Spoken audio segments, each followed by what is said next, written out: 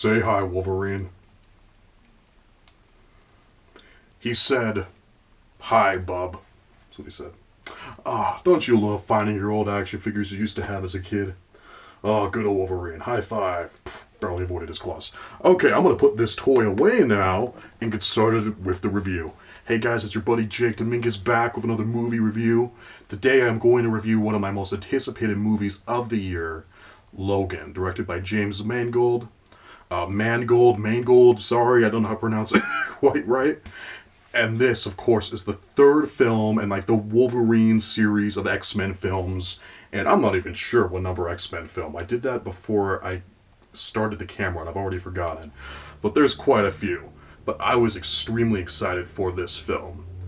I'm an X-Men fan. I grew up with the X-Men. I grew up watching the famous, iconic animated series. And there was another great cartoon called X-Men Unlimited, I believe it was. Really underrated. That cartoon was the best. Doesn't not get talked about as much as it should. And of course, I am an X-Men movie fan. I love the first X-Men. I've seen them multiple times. Who knows how many times. I love X-Men so much, I even got X-Men 1.5. Like, they added like a branching feature in this, so it's kind of like a director's cut, but it's not. Really awesome stuff. Of course, X-Men 2. Super underappreciated. This isn't just a great superhero movie, it's a great movie, period. I got X-Men The Last Stand on Blu-ray. I own this movie and I've never even watched it. I've never even watched this disc. That is. And then I have X-Men First Class, which I loved. And then The Wolverine, which I also loved. And of course, X-Men Days of Future Past. Don't own X-Men Apocalypse yet, but I'd like to own it.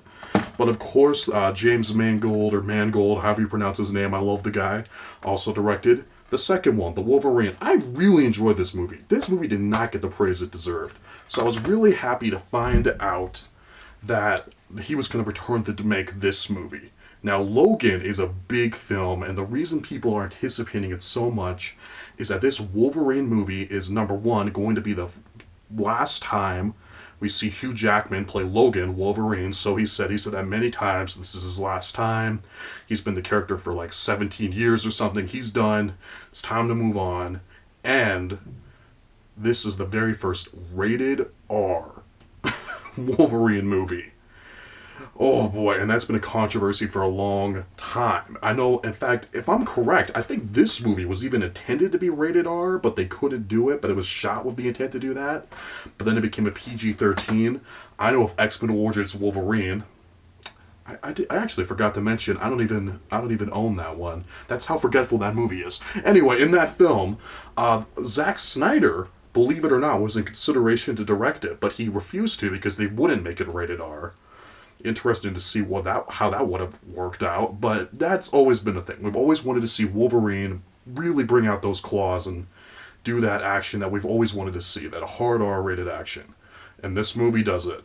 Let's talk about the plot first. Now, I don't want to get too into detail because I wanted this movie not knowing much. I saw the two main trailers and that's it. I tried to avoid all the TV spots and who was playing who and that sort of thing.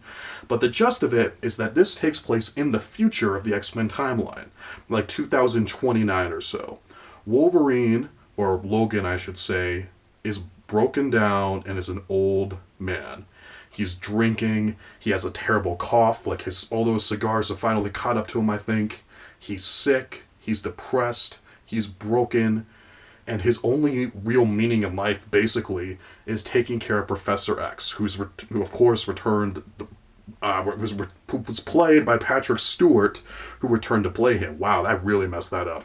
And he's like giving him drugs and medicine to make sure that he's okay, because he's super old by this point. And he's sick, he has no real meaning in his life. And a situation happens that gives him a chance to redeem himself, and that's all I'm going to say about that. But this movie, man, have you ever seen a movie that you've wanted to see your entire life?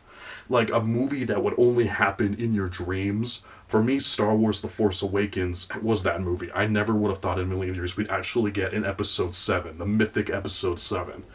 And to me, Logan was that movie. This is the X-Men movie, or the Wolverine movie to be more exact, that I always wanted to see.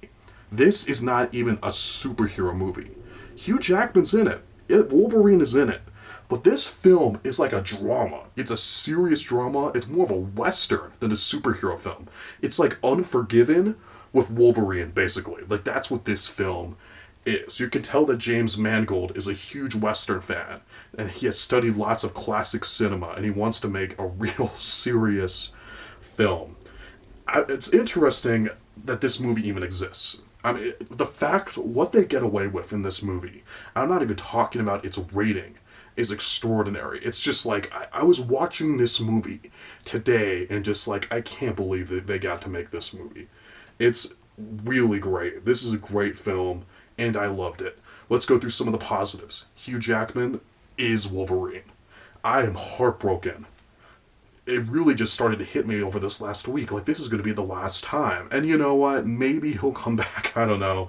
Nothing's ever really final, isn't it? But I think this is his last time.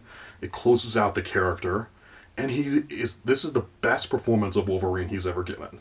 It's a lot more than just those quips we love and stuff like that. This is an incredible performance, period. In fact, it's one of the best performances Hugh Jackman has ever given, period. It's just a great performance. This Wolverine, oh, it hurt me so bad to see what he was like in this movie. In the future, it just broke my heart. But for me, there were two people that really stole this movie. One of which is Patrick Stewart. Patrick Stewart is perfect as Professor X. And no spoilers, but it broke my heart to see him in this movie. To see Professor X as an older man who could barely do anything on his own. Oh, it hurts so badly to see these characters that I've grown up with that I loved in the positions they're in. It's incredible. But there's one newcomer to this film, and oh shoot, what's her name? It's her first film. Daphne Keane or something like that? Oh my gosh. She is amazing. She's going to go places. I can't wait to see what she does next. The entire cast of this film is incredible. How about the action? The action scenes are all incredibly well done. They're all well edited. They're well shot. This movie is brutal. It is a violent film. This movie's rated R. Don't bring your kids to see it. I mean, watching this film, especially the opening scene, I turned into the little boy Jacob again, who used to watch those X-Men cartoons, and I was for a split second, I was like, oh no, I don't like Wolverine being this violent. This is scary. This is scary. Like, it was shocking seeing it. But for this story, I think they needed to do it. And what this movie is, this is the X-Men, or Wolverine, past his prime. And it shows the dark area that he's in. And that's the thing. It's not it's not just that this movie is dark, although it is very dark. This is grim, like I said, Unforgiven with Wolverine. But it's more than that. It has weight. A lot of people get this, darkness mixed up with weight. People will throw out, oh, this movie's going to be so dark. It's going to be darker than the last movie. Empire Strikes Back is great because it's dark, blah, blah, blah. You know what? It takes a lot more than just being dark. It takes weight. What I mean by weight is that I mean the stakes are higher. There's real drama there. If you just make a movie dark, but don't have the weight, it means nothing. If you don't believe me, go look at the Fantastic Four reboot that we got just recently. Josh Trank's big thing, or a lot of the complaints people have with Batman v Superman, for example. Like, it takes more than just making it dark. It takes weight. And this whole screenplay is so well written that you can't help but love these characters. You already do, but you love them even more, and it's heartbreaking to see them at the point they're in. Logan is such a brave film. It is incredibly well made.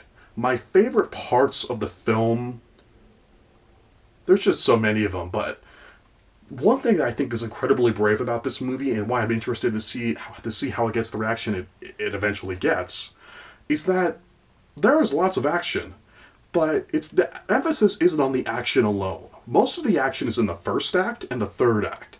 The second act is basically a road trip. It's them traveling. It's character moments, which I love to see. You forget you're watching a superhero film. It's exactly what the X-Men movies needed more of, like in X-Men Apocalypse, for example, which is just special effects and action, it felt like sometimes. Logan is about the characters. It doesn't involve an action beat every 2 minutes. It focuses on the characters and their plight.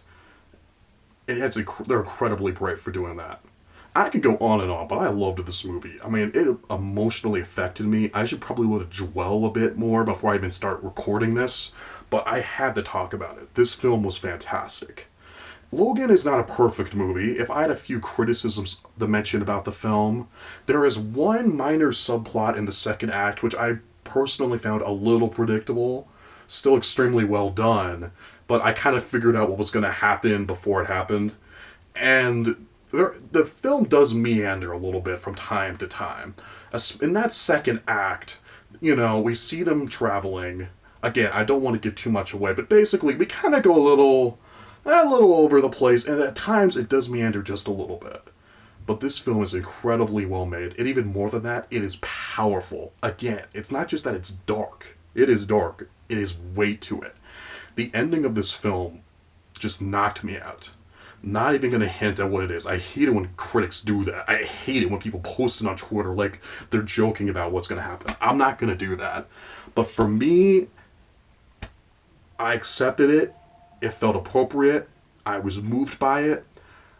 If I had to nitpick it, I almost wish there was a bit more time to breathe. It happened so fast. But as it happened, it was really powerful.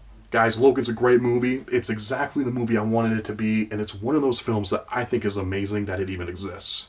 It's the X-Men movie I've always wanted to see. I'm going to give Logan an A. A solid A, and it's definitely worth seeing. It's going to be awesome to see how this film does this weekend.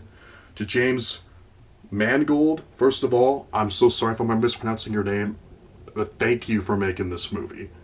Thank you for making Walk the Line, which is another one of my favorite films of all time, and for all your other great movies like 3:10 to Yuma and The Wolverine. You're awesome, man. Keep making great movies. Thank you, Hugh Jackman, most of all, for playing this character. I don't know what's going to happen with Wolverine in the future. He's definitely not going to be twisted up like I'm doing with his action figure now. But you are Wolverine. Thank you for all you've done for this character. And Patrick Stewart, all of you guys. Thank you. You guys are awesome. You made me a fan happy.